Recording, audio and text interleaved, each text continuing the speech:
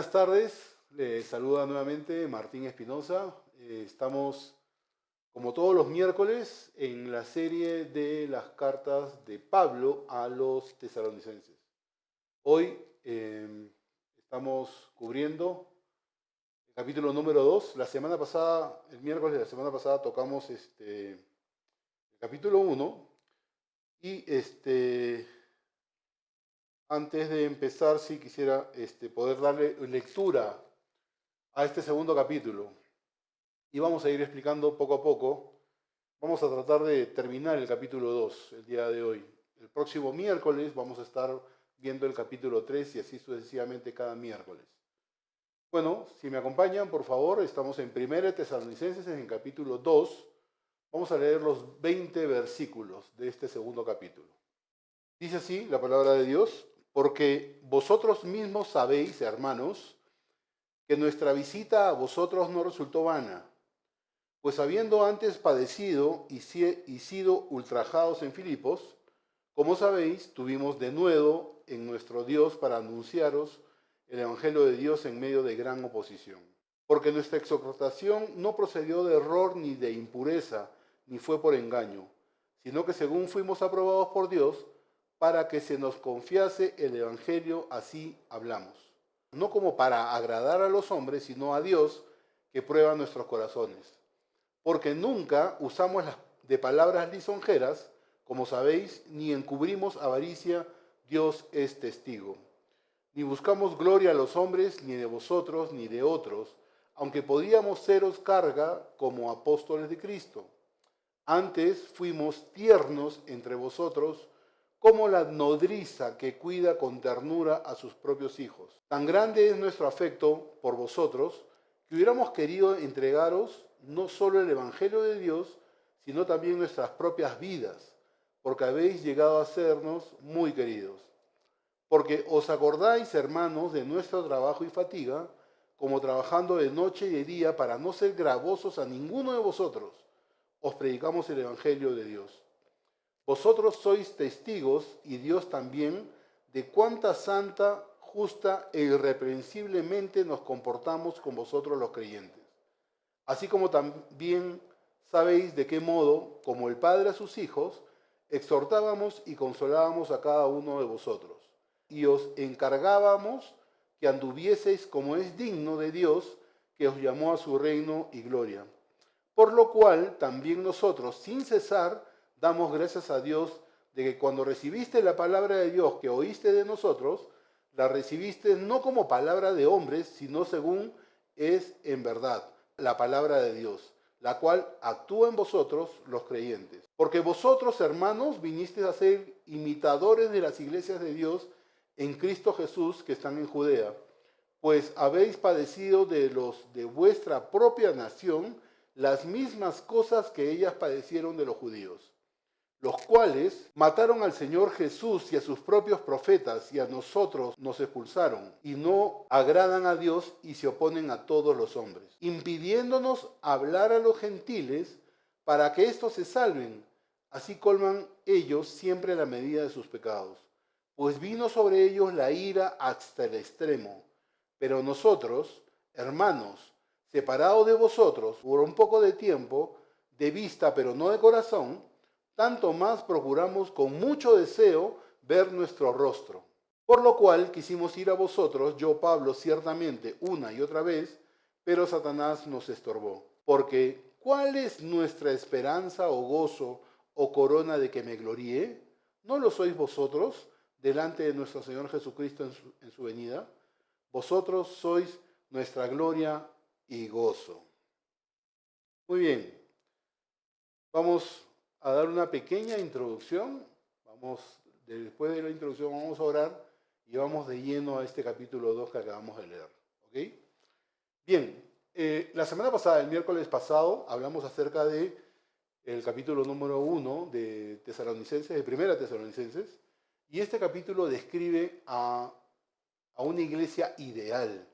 ¿Cómo es que debe ser una iglesia ideal? En primer lugar, habíamos hablado acerca del ministerio de la elección de Dios. Y dijimos dos aspectos respecto a la salvación. Dijimos la elección de Dios y la otra, la decisión del hombre.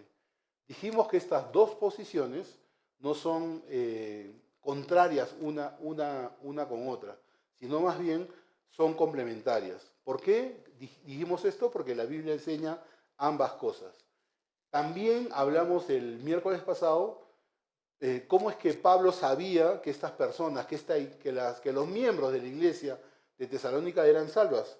Y hablamos de tres aspectos. Uno, por las obras de su fe. Esa fe que muestra sus obras. ¿Recuerdan que tocamos ese tema?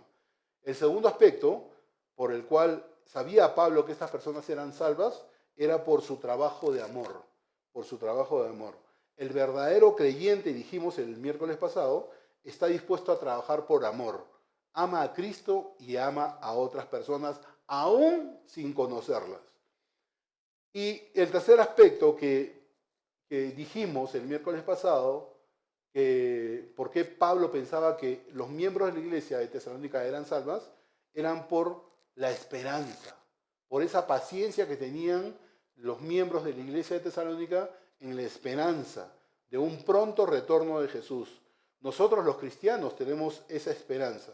A pesar de las tribulaciones por las que pasamos, estamos firmes a pesar de todas estas cosas que pasamos. ¿Por qué? Porque sabemos que nuestro Salvador regresa.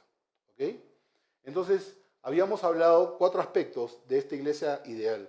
El primero, el grupo elegido. El segundo, la iglesia de Tesalónica era un grupo ejemplar. ¿Sí? Habíamos conversado, habíamos dicho, de que esta iglesia imitaba a Jesús.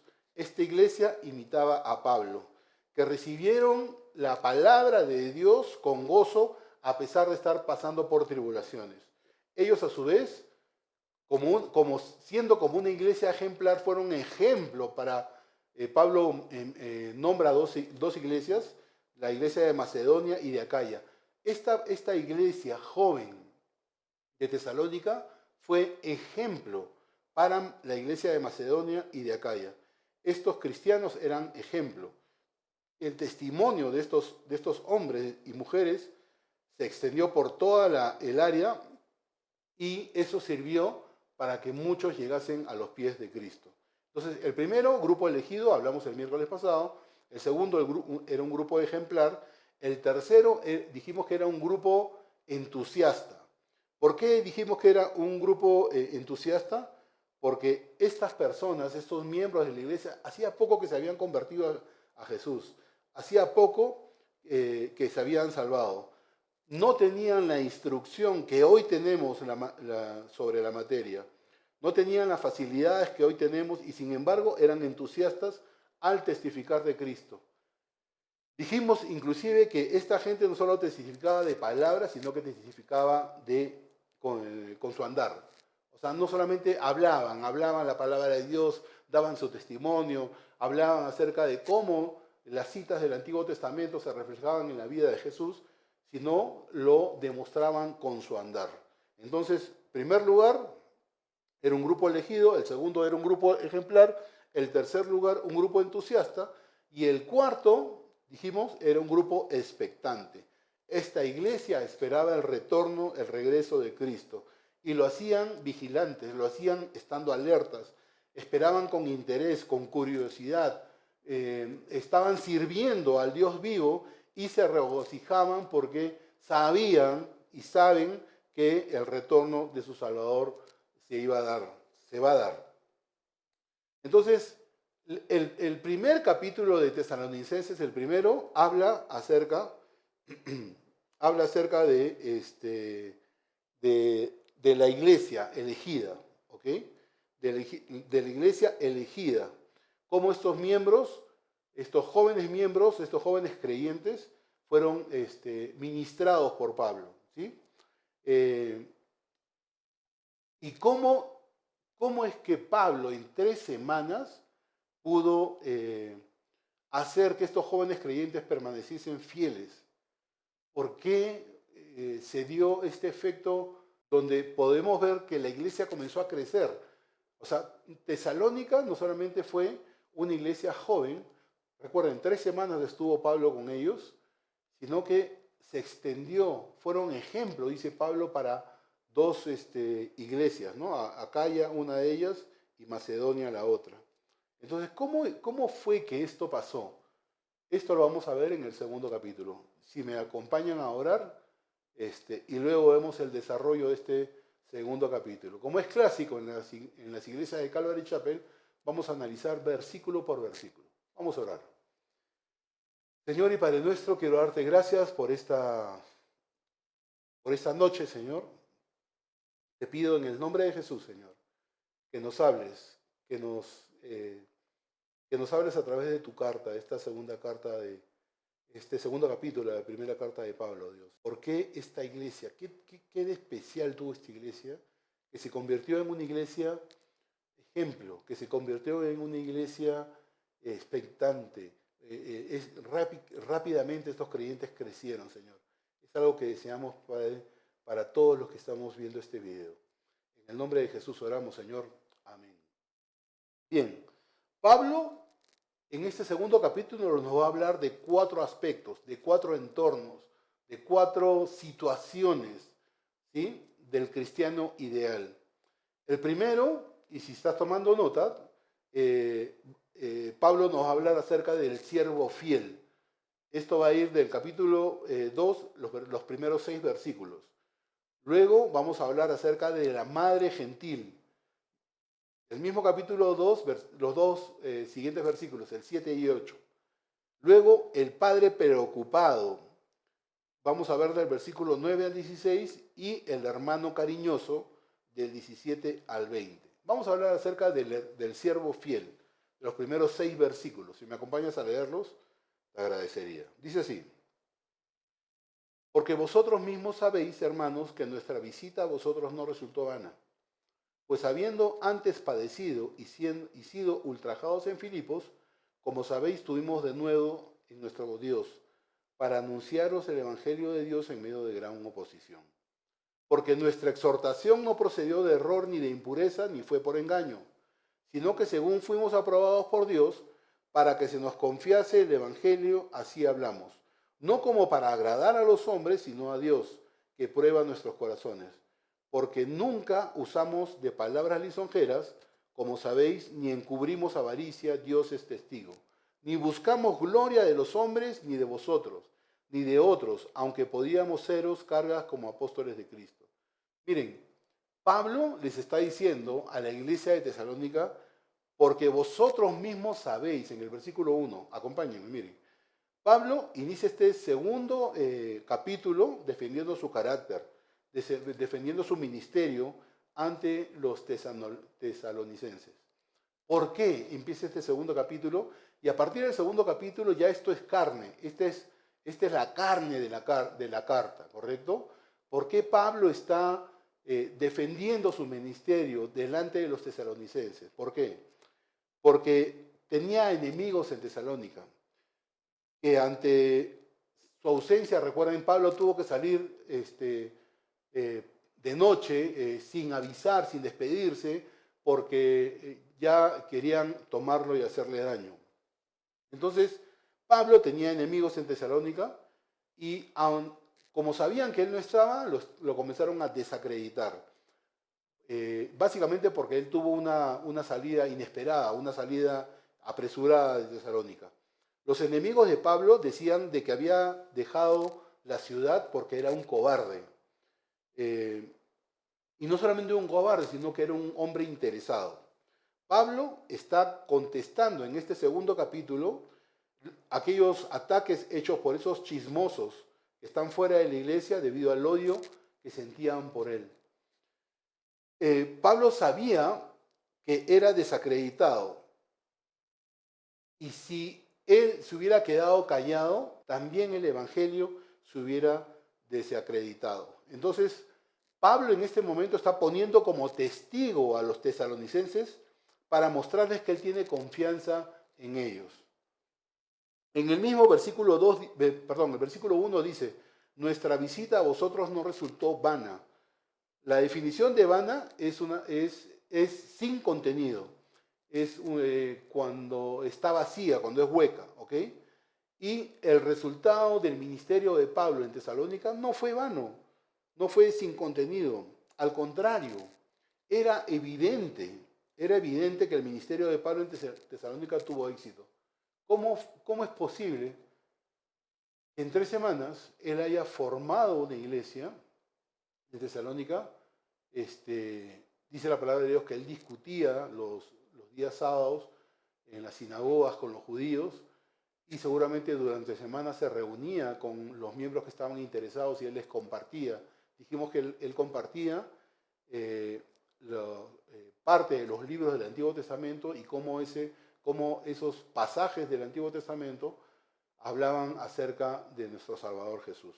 Entonces, versículo 2 dice, pues habiendo antes padecido y sido ultrajados en Filipos, Pablo les está recordando a los tesalonicenses sobre los padecimientos que él vivió durante su ministerio.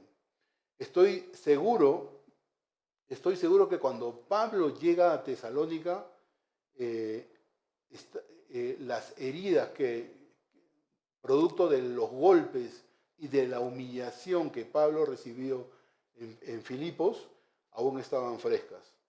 Miren, si ustedes quieren saber más detalles acerca de lo que pasó Pablo antes de llegar a Tesalónica, pueden ir a Hechos capítulo 16, versículos 23 al 24.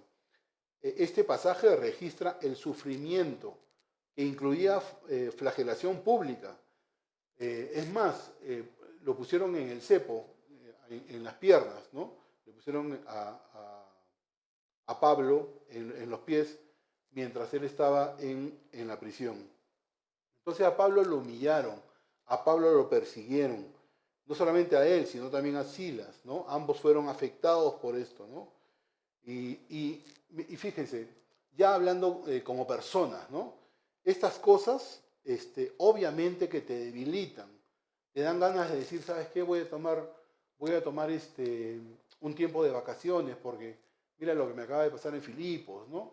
No, Pablo seguía adelante porque él sabía que Dios lo había enviado a dar ese mensaje. Entonces la humillación y la persecución, en vez de debilitar a Pablo, más bien lo fortalecieron. Creemos que Pablo y Silas no fueron afectados. ¿Por qué? Porque fue una obra de Dios. Y quiero decir algo, ¿no? Miren, la principal responsabilidad de un pastor o de un anciano de la iglesia o de un miembro de la iglesia, su principal responsabilidad es serle fiel al Dios vivo. ¿Okay? Tengo un pasaje que quiero leer con ustedes que está en 1 Corintios, capítulo 4, versículos 1 y 2, que dice así. Así pues, téngannos los hombres por servidores de Cristo y administradores de los misterios de Dios. Ahora bien, se requiere de los administradores, y escuchen bien, que cada uno sea hallado fiel. Recuerden que es en base a esta fidelidad que seremos recompensados, que seremos probados cuando Cristo venga. Pablo y Silas estaban dispuestos a sufrir. Ambos los habían tratado vergonzosamente en Filipos, los habían humillado, ¿ok? Pero ellos estaban dispuestos a sufrir. Ellos podían haber dado una serie de excusas, como diciendo, pues, ¿saben qué? Ya, esto fue suficiente. Esta fue la gota. O sea, yo estoy predicando al Dios vivo. Yo estoy hablando del plan de salvación de Jesús. Estoy hablando de nuestro Salvador, del Mesías. Y me viene a pasar esto. Golpes, humillaciones. Y me metieron a la cárcel y una serie de cosas, ¿no? Pero ellos sabían que Dios les había confiado el Evangelio. Ellos sabían que tenían que llevar el mensaje a otras ciudades. Dice también, miren, porque nuestra exhortación no procedió de error ni de impureza. En el mensaje de Pablo es obvio, es evidente que no había error, que no había impureza, que no había engaños. Muchos de los ministerios y religiones de esta época están motivados por la avaricia y la ganancia.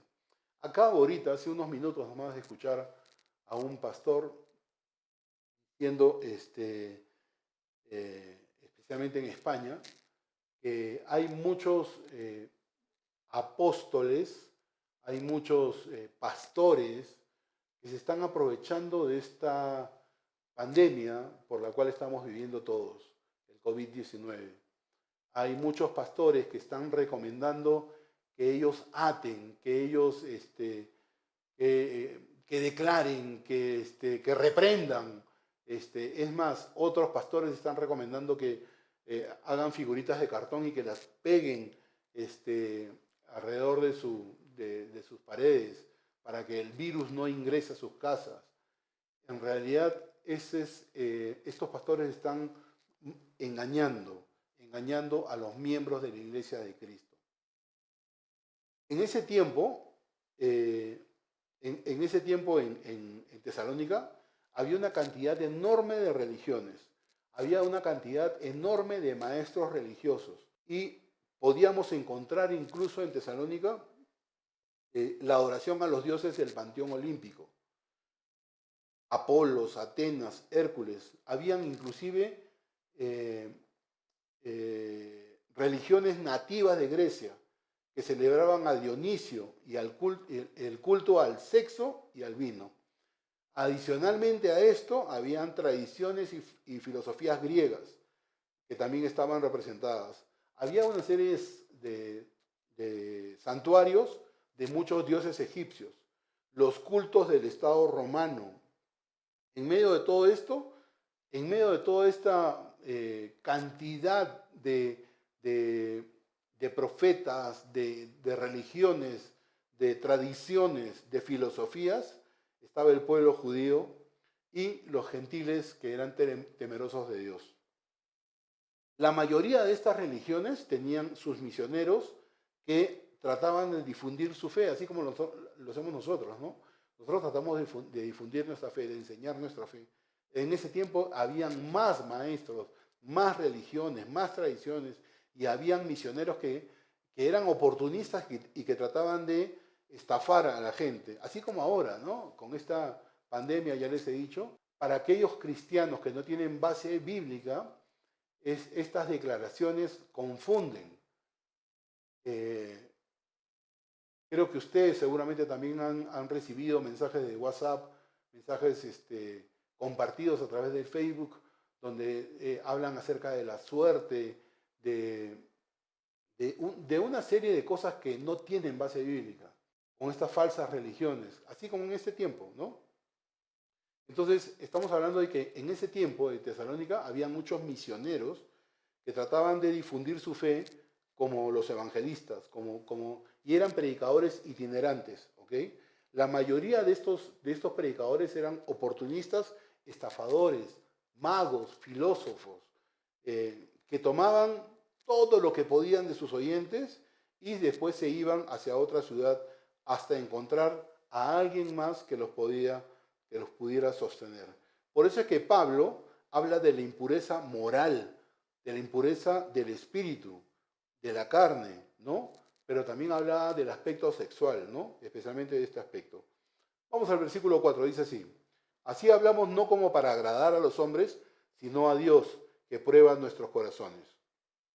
Pablo sabía que su evangelio no siempre va a agradar a los hombres, pero sabía que sí le iba a agradar a Dios.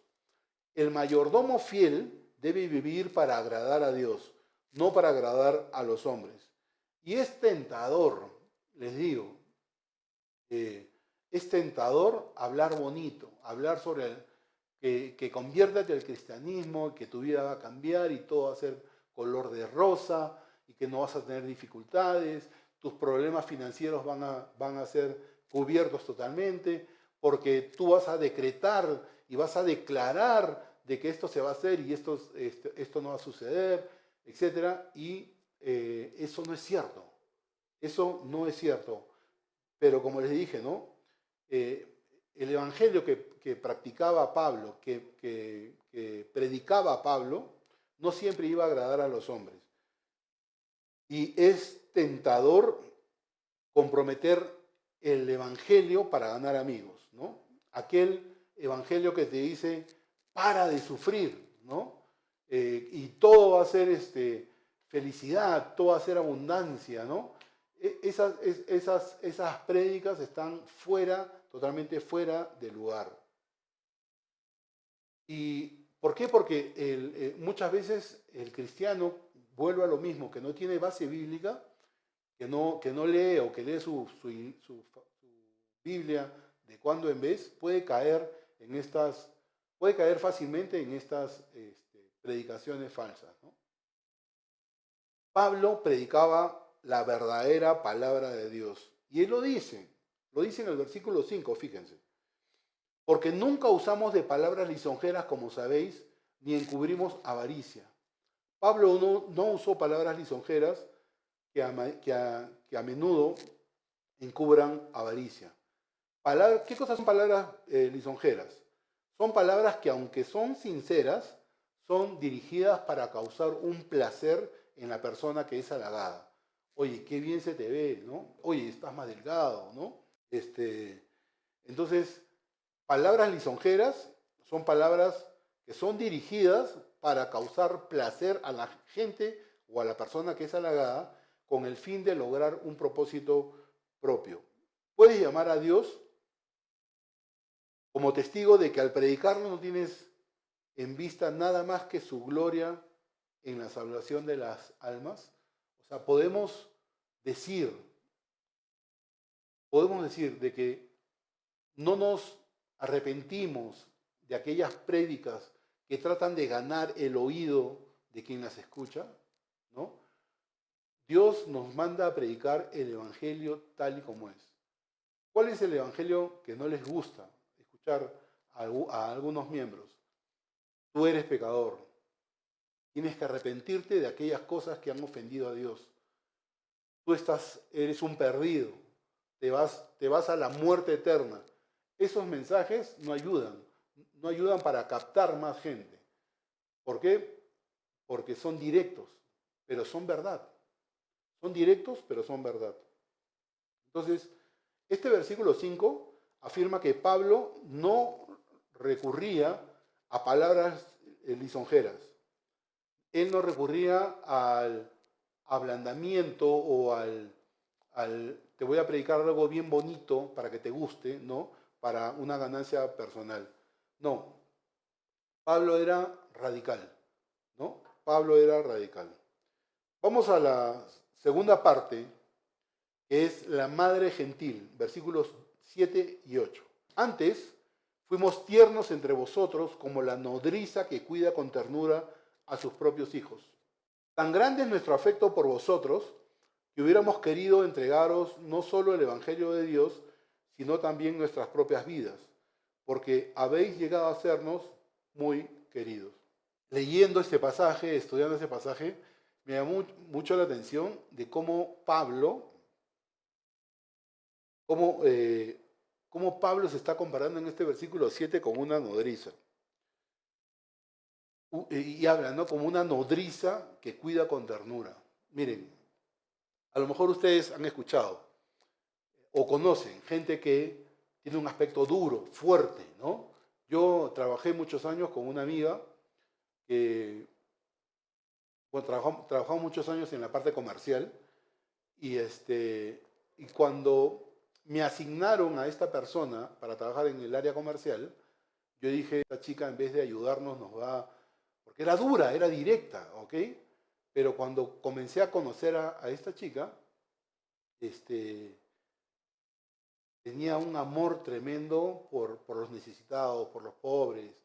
Ella podía hablar muy toscamente, podemos decir, pero por dentro, y hasta ahora lo es porque la conozco, trabajó muchos años conmigo, era un pan de Dios, es un pan de Dios. Entonces Pablo tenía ese aspecto, ¿no? Duro, era un hombre duro, pero fíjense cómo se describe él mismo, como una nodriza que cuida con ternura. Y Pablo en realidad no es que esté comparándose como una nodriza, sino más bien los cuidados que tiene una nodriza, un ama de llaves, una segunda mamá, digamos, ¿no? Una segunda mamá que te cuida a los niños, ¿no? ¿Cómo los cuidaba? Con mucha ternura, ¿ok? Rescatemos esa parte, ¿no? Que Pablo les habla así porque él amaba a los miembros de la iglesia tesalónica y los cuidaba con mucha ternura, ¿no? Es más, en 1 Corintios él no asume la posición como nodriza, sino lo asume como padre de la iglesia en Corintios. Y dice así, el versículo que está en 1 Corintios 4, versículo 14, dice así: no escribo esto para avergonzaros, sino para amonestaros como a hijos míos amados. Otra vez, ¿no? Ya sea que se presente como padre, ya sea que se presente como nodriza, Pablo está hablando más que la posición de cómo los trataba, ¿no? Acá dice como hijos amados. Y en 1 Tesalonicenses habla de que los cuidaba con ternura, como cuida una nodriza. Entonces, Pablo está afirmando que como padre espiritual había engendrado a los santos de Corintio mediante el Evangelio. Pablo usa la imagen de un padre. Al margen de verse como nodriza, una nodriza es una mujer que amamanta a un niño ajeno, ¿no? Esa mamá que tiene que dejar del cuidado de su pequeño, de su niño, para irse a trabajar. Así es esa mujer encargada, ¿no? Y ya como dije, ¿no? Si lo vemos a Pablo como nodriza o como padre espiritual, lo que él quiere resaltar en 1 Tesalonicenses es el cuidado amoroso, ¿ok? Ese cuidado que la nodriza desea darle alimento a su, entre comillas, hijo. A pesar de que algunos habían acusado a Pablo de ministrar por interés propio, Pablo simplemente les pide a los cristianos en Tesalónica que recuerden ese carácter tierno que tenía para con ellos, ese carácter tierno que tenía de su ministerio para con ellos, ¿no? Y es así. Esto debería ser una de las reflexiones que quisiera que te quede en la cabeza, ¿no? Los nuevos cristianos, los cristianos que recién están naciendo, creciendo, necesitan amor, necesitan alimento, necesitan una palabra de aliento, necesitan un cuidado cariñoso. Es como te crió tu mamá, con mucho amor, ¿correcto? Los niños recién nacidos, los recién convertidos, necesitan la leche de la palabra, tal como lo dice 1 Pedro. La manera en que la madre alimenta a un hijo es tan importante como el alimento que le da, ¿no? Tú puedes cuidar, digamos, a tu hijo, puedes alimentar a tu hijo, pero las formas y el alimento que le da ambos son importantes. Qué importante es que nosotros, que somos cristianos ya viejos, alimentemos a los jóvenes creyentes con amor, con paciencia, con ternura, como dice Pablo, ¿no? Vamos siguiendo. Versículo 8. Tan grande es nuestro afecto por vosotros que hubiéramos querido entregaros no solamente el Evangelio de Dios, sino también nuestras propias vidas. Miren, los sacrificios que Pablo soportó por el bien del ministerio, para Pablo no era una carga. Al contrario, para Pablo era una confirmación. Cuando él dice, tan grande es nuestro afecto por vosotros, en realidad les está expresando el cariño que él les dio cuando él estaba con los miembros de Tesalonicenses. Ese afecto cálido, ese afecto tierno, ¿no? Porque sabían que eran niños espirituales. Vamos a hablar ahora de otro aspecto, del padre preocupado, cómo Pablo se muestra como un padre preocupado. Y vamos a leer del versículo 9 al 16. Porque os acordáis, hermanos, de nuestro trabajo y fatiga, como trabajando de noche y de día para no ser gravosos a ninguno de vosotros. Os predicamos el Evangelio de Dios. Vosotros sois testigos, y Dios también, de cuán santa, justa e irreprensiblemente nos comportamos con vosotros los creyentes. Así como también sabéis de qué modo, como el Padre a sus hijos, exhortábamos y consolábamos a cada uno de vosotros, y os encargábamos que anduvieseis como es digno de Dios, que os llamó a su reino y gloria. Por lo cual también nosotros sin cesar damos gracias a Dios de que cuando recibiste la palabra de Dios que oíste de nosotros, la recibiste no como palabra de hombre, sino según es en verdad la palabra de Dios, la cual actúa en vosotros los creyentes. Porque vosotros, hermanos, viniste a ser imitadores de las iglesias de Dios en Cristo Jesús que están en Judea, pues habéis padecido de los de vuestra nación las mismas cosas que ellas padecieron de los judíos, los cuales mataron al Señor Jesús y a sus propios profetas, y a nosotros los expulsaron y no agradan a Dios y se oponen a todos los hombres, impidiéndonos hablar a los gentiles para que éstos se salven, así como colman ellos siempre la medida de sus pecados, pues vino sobre ellos la ira hasta el extremo. Miren, en el versículo 9, detallemos, porque os acordáis, hermanos, de nuestro trabajo y fatiga. Pablo está reconociendo de que él tenía el derecho a recibir apoyo de aquellos a los que ministraba. Pero Pablo renunció voluntariamente a ese derecho para distinguirse de aquellos misioneros que les he hablado de otras religiones, de otras tradiciones que llegaban a Tesalónica y que lo único que querían era la billetera de los tesalonicenses. Y dice Pablo que él trabajaba de noche y de día. Seguramente Pablo empezaba a trabajar desde antes del alba, ¿no? Para dedicarse al resto de horas a predicar. Miren, es importantísimo este pasaje, esta parte del pasaje, ¿por qué? Porque muestra el aspecto paternal de Pablo. Miren, en el versículo 9, Pablo trabajó, en el mismo versículo 9, Pablo predicó, versículo 10, Pablo se comportó, versículo 11, Pablo exhortó, versículo 14, Pablo sufrió. ¿Por qué? Porque un padre debe velar por su familia, debe sacrificarse por el bienestar de su familia.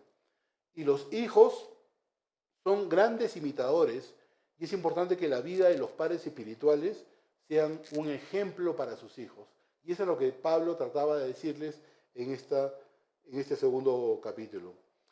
También Pablo les recuerda nuevamente a los tesalonicenses en el versículo 10 que ellos habían sido testigos. Cuando él dice, vosotros sois testigos y Dios también de cuán santa, justa e irreprensiblemente nos comportamos con vosotros los creyentes.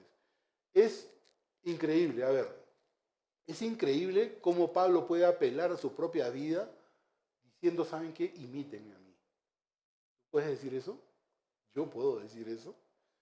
Pablo no tenía que decir, por favor, vean cómo es mi vida, vengan a Jesús. No. Pablo quería que la gente viniera a Jesús, pero también podía decirles con autoridad que vieran su vida. Porque en su vida se reflejó el poder de Jesús. El poder de Jesús se vio en forma real y los tesalonicenses se gozaron al ver la vida de Pablo. Tanto en Tesalonicenses como en Filipos como en Corintios, Pablo estaba cómodo con decir, sigan mi ejemplo. Difícil, ¿no? Difícil, sigan mi ejemplo. Bueno, y esto debería ser una meta para nosotros, para los viejos, ¿no? O sea, poder decir en algún momento, oye, imítenme a mí. ¿Podemos decir esto ahora? Difícil. En el versículo 11 dice, exhortábamos y consolábamos a cada uno de vosotros para que anduviese como es digno de Dios, ¿no? Entonces, uno de los deberes que tenemos nosotros, el pastor, los ancianos de la iglesia, los miembros, los viejos creyentes, es de exhortar y de educar a los hijos, es decir, a los cristianos que recién están empezando su vida espiritual, tal como lo hizo Pablo en Tesalónica. Pablo proveyó enseñanza individual y personal, y como él dice, a cada uno de vosotros, ¿no? A cada uno de vosotros.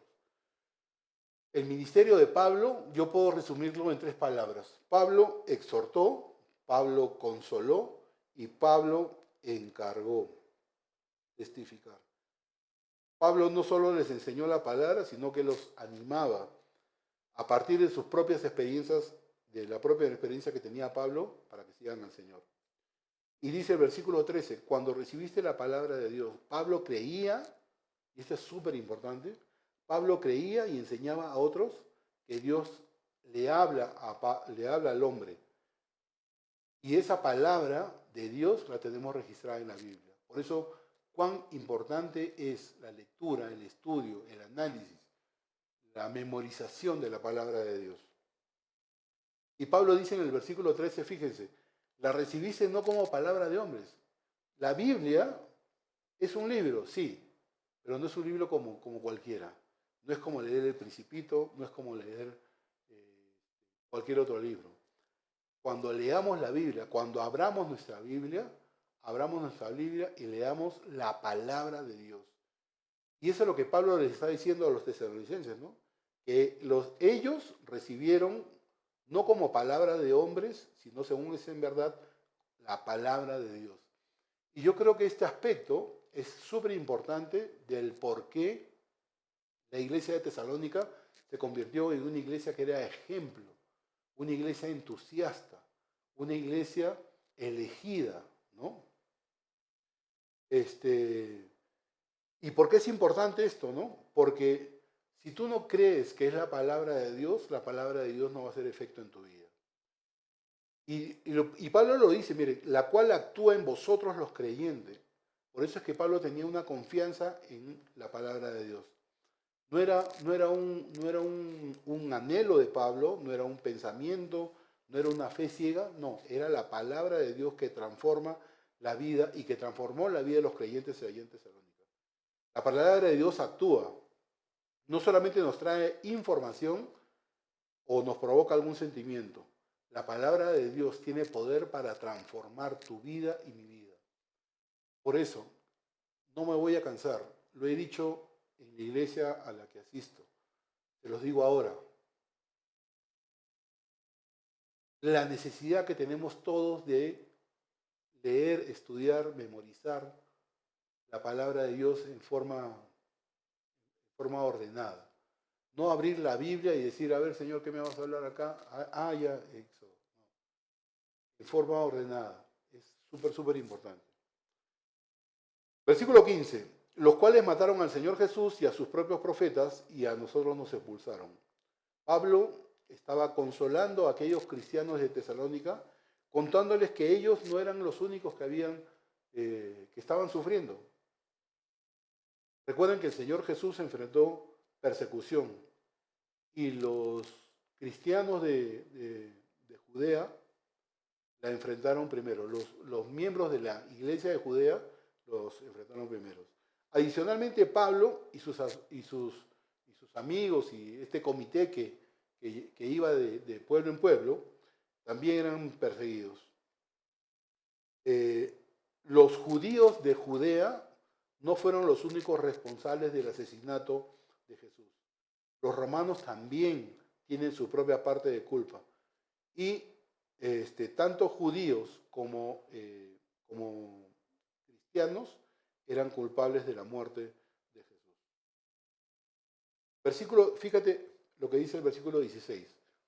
Impidiéndonos hablar a los gentiles para que estos se salven, así colman ellos siempre la medida de sus pecados. Aquí Pablo está revelando qué es lo que ofendía tanto a los que perseguían a los tesalonicenses. Los tesalonicenses estaban indignados de que los gentiles pudieran ser salvos, sin convertirse primero en judíos. O sea, los judíos de tesalonicenses, los que estaban persiguiendo a Pablo, los que le hicieron este motín a Pablo, decían, oye, ya, ok, la palabra de Dios debe de llegar a los gentiles, pero primero tienen que convertirse al judaísmo, para luego convertirse en cristianos. Y no era así. Por eso es que hubo una feroz persecución contra los misioneros cristianos, ¿no? Aquellos que estaban ofreciendo la salvación a los gentiles sin pedirle primero que se conviertan en judíos. Versículo 17 al 20, y con esto terminamos. Dice así: pero nosotros, hermanos, separados de vosotros por un poco de tiempo, de vista, pero no de corazón, tanto más procuramos con mucho deseo ver nuestro rostro. Por lo cual quisimos ir a vosotros, yo, Pablo, ciertamente, una y otra vez, pero Satanás nos estorbó. Porque ¿cuál es nuestra esperanza o gozo o corona de que me gloríe? ¿No lo sois vosotros delante de nuestro Señor Jesucristo en su venida? Vosotros sois nuestra gloria y gozo. Pero nosotros, hermanos, y acá voy, ¿no? O sea, el cuarto aspecto, ¿no? El hermano cariñoso, como Pablo le habla a la iglesia de Tesalónica como sus hermanos. Y a Pablo, yo creo que a Pablo le encantaba llamar a los miembros de la iglesia sus hermanos, ¿no? ¿Saben cuántas veces está la palabra hermano en primera y segunda de Tesalonicenses? 21 veces. 21 veces. Obviamente que esto incluye también a las hermanas, no solamente a los hombres, sino también a las hermanas. Pablo se veía, cuando hablaba con ellos, se veía como una familia, como parte de los miembros, ¿no? Y Pablo dice en el versículo 17, separado de vosotros por un poco de tiempo de vista, pero no de corazón. Pablo les estaba diciendo que se había separado de ellos por un corto tiempo. Algo así como un hijo que parte, ¿no? Que parte hacia otra provincia o hacia otro país. Pablo los quería, oraba por ellos. Él deseaba fervientemente volver a visitarlos a ellos. Escuchen bien esta frase, ¿no? La prueba de nuestra vida espiritual no es lo que hacemos cuando estamos en la iglesia, con la familia, sino cómo nos conducimos cuando estamos lejos de la familia. ¿Ok? Y dice, ¿no? Quisimos ir a vosotros, pero Satanás nos estorbó. El versículo 18, ¿no? Acá tengo un par de cositas que decir, ¿no?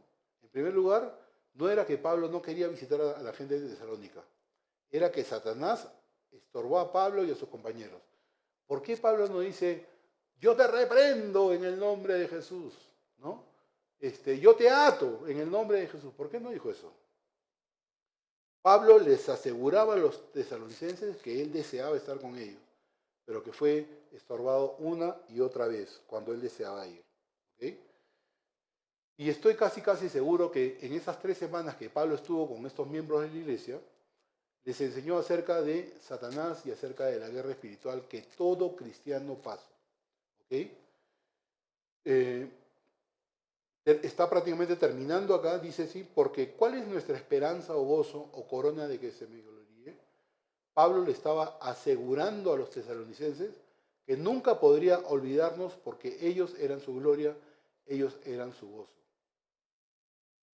Que esa visita que él no podía hacer no era una falta de amor hacia ellos, ¿no? ¿Por qué pudo Pablo ministrar fielmente y con amor a estos santos? ¿Por qué? Tengo algunas razones. Porque los veía a la luz de la venida de Cristo. Pablo estaba esperando el día glorioso, donde se regozaría por ellos delante de la presencia de Jesús. Recuerden, Jesús sufrió en la cruz, pero el gozo puesto delante de él, por el gozo puesto delante de él. El gozo, sin lugar a dudas, era de presentar a esta iglesia de Tesalónica al Padre, ¿no? Y nos regocijamos en que algún día veremos a Jesús. Bien, espero que esta haya sido una enseñanza para ustedes. Lean su Biblia. Vayan leyendo capítulo 3 de Tesalonicenses, de la primera carta de Tesalonicenses. La vamos a ver el próximo miércoles. Y quiero mandar saludos a mi iglesia, a la iglesia Calvary y La Semilla. Quiero saludar a los miembros, a la familia pastoral, a los miembros, a mis hermanos del Ministerio de Alabanza. Quiero saludar a todos ellos. También no quiero olvidarme de mis hermanos, de mis amigos, a los que quiero mucho, mi gente de Young Life. Estén ahí presentes, ya los voy a visitar a Lima. No se olviden de leer tercer capítulo de 1 Tesalonicenses para el próximo miércoles. Que Dios les bendiga.